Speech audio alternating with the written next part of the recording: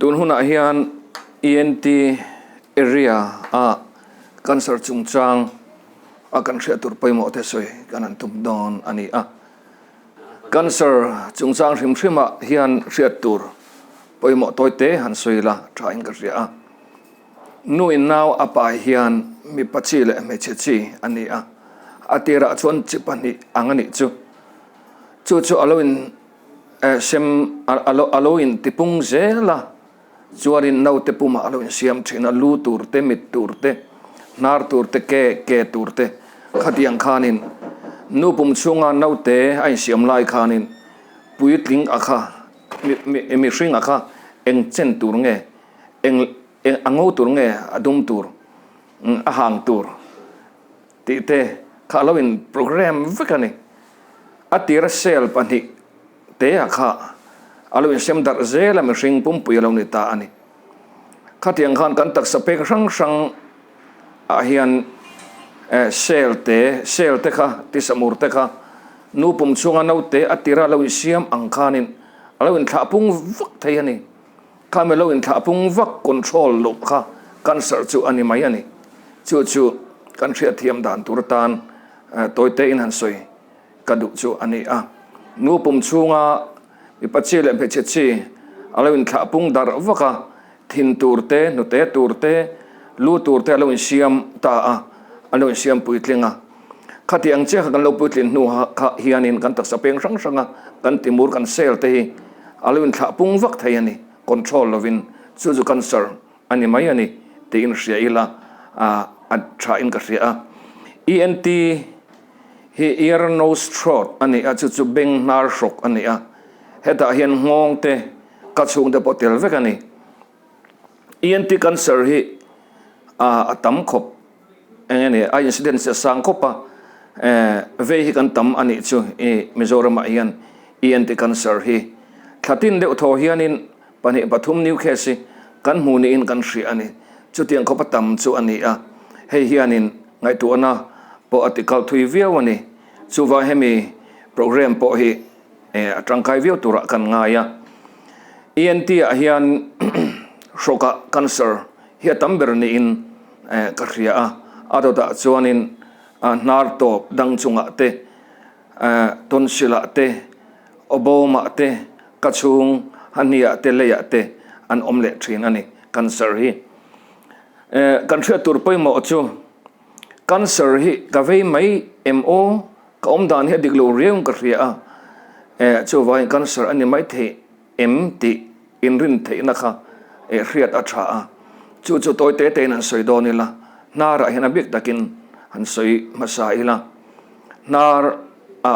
puitlinga kumsom thum kumsom li a chin chung lama chuan nar te lo thi thet hian nap nit zonga nar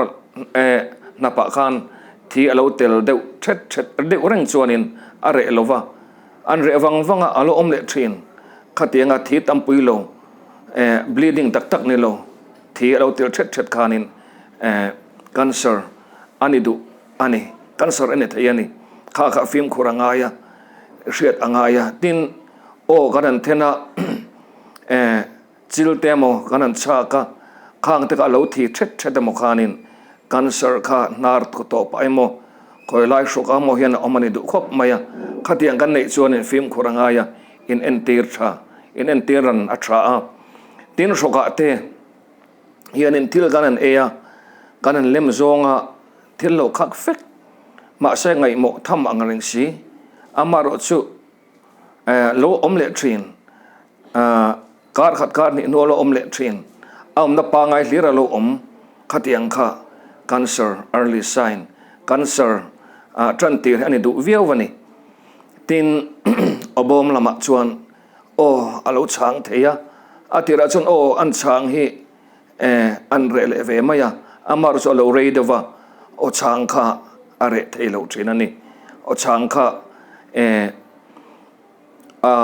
pa ngai rengina mo oma anelo pon azol zia thin zo na zo thinani khatianga chang re thevak lo zoi lo zualemo zolem lo lo omreng mo pokha obom cancer ani du viawani tin hanni te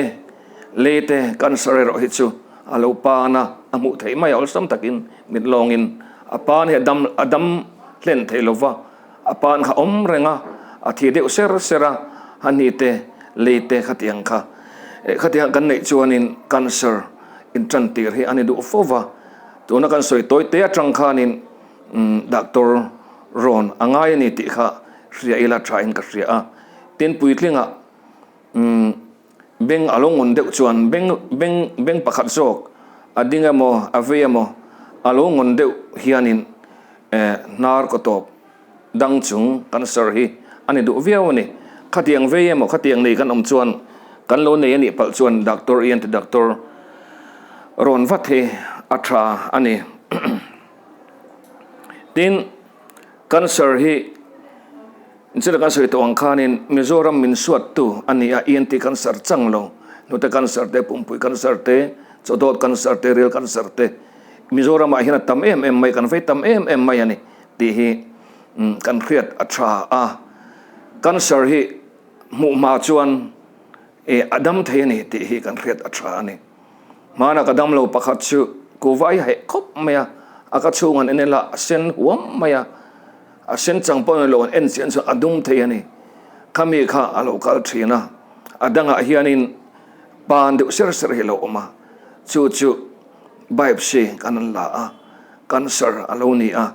chu early stage alo in trantir ani awangkan adam vekani amar skuwa angeyanga ya adamani chu vain cancer hi kan mu ma a doctor kan ron ma treatment that dewa kan la chu adam the ni ti kan riat apoi mo ani tin cancer hi inchela kan soyang khanin kan taksabung ranga kan ti samur kan ti sa cells te hi nu pum chunga nau te alo siam tan tira cell alo in tha pung vak ang khan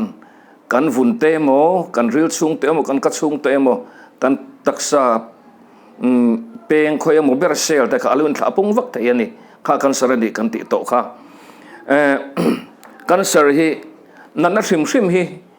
aven thei tam taka oma ven thelo tam tak po om bok ani chutiang jinga jong cancer po hi ani a cancer hi abik takin ENT cancer hi helai kan mu ho chu Mizoram kan mu ho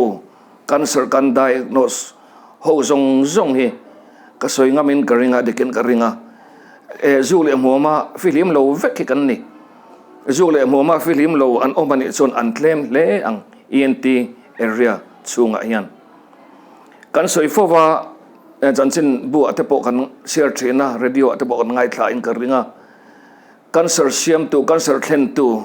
carcinogens anti a cancer thlen tu heng ho hi zugle muam zute heng hi ani vekani hei rin thu ani lova scientific proof vekani mi thangka din trong kaman thiam wange mo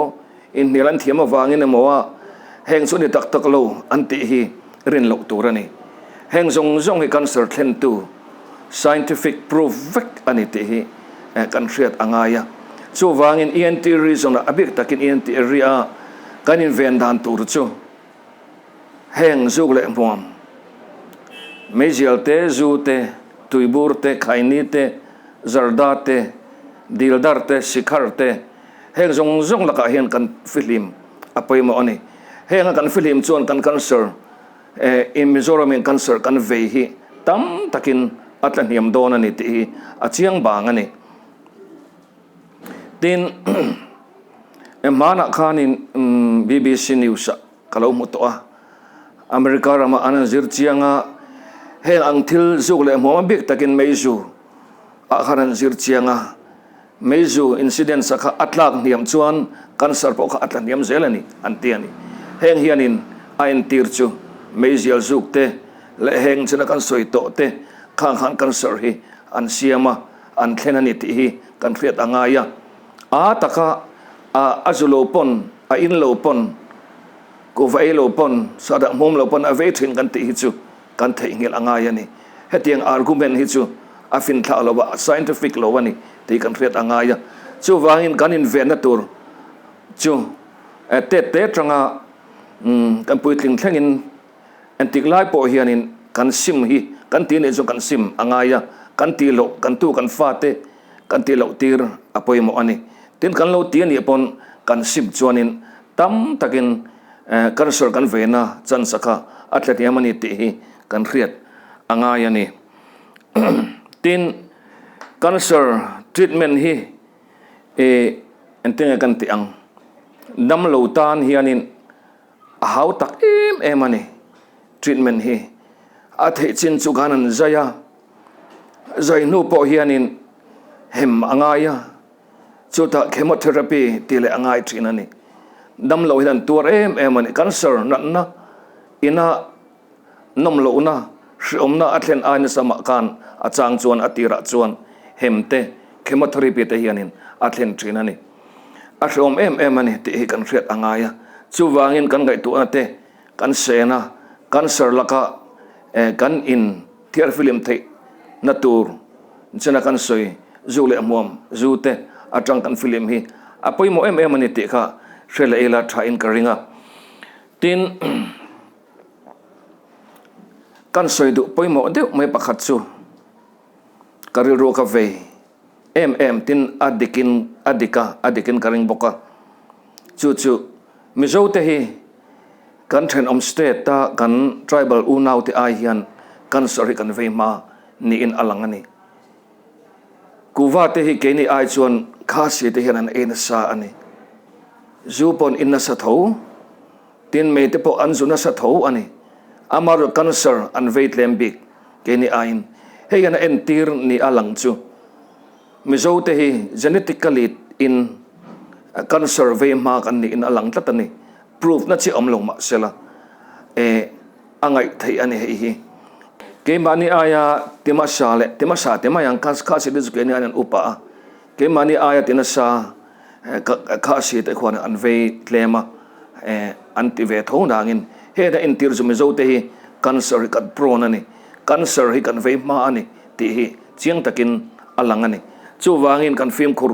the dan tu chana kan soi kha kan som ram hi apoi mo hle ani ti hi kan soi duwa tin thil pakhat kan rin na nena in kum kai tlat soi ka duwa ring tu kan ni Christian kan ni heta hen lali so Krista chandam na hianin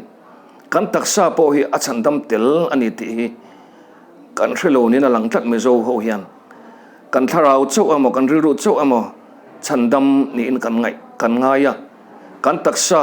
kan si patanga kan kalir tlengi lali so Krista ti sen lu hian atlen fai ani ti hi kan riat apoi mo kan taksa nge mai hian pathian kan choi moi tur ani kan ria tir ko pola ten le katona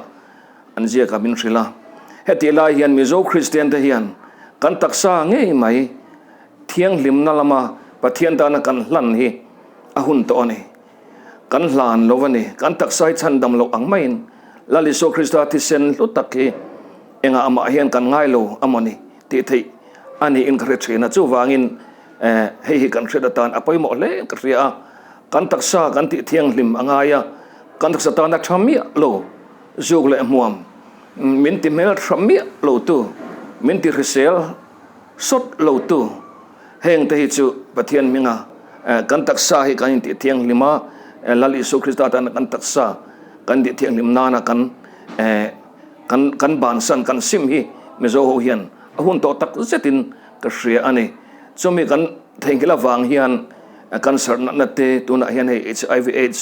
na te mezoram ahlur em mayani ti kha kan soi tele du zok ani chu alo me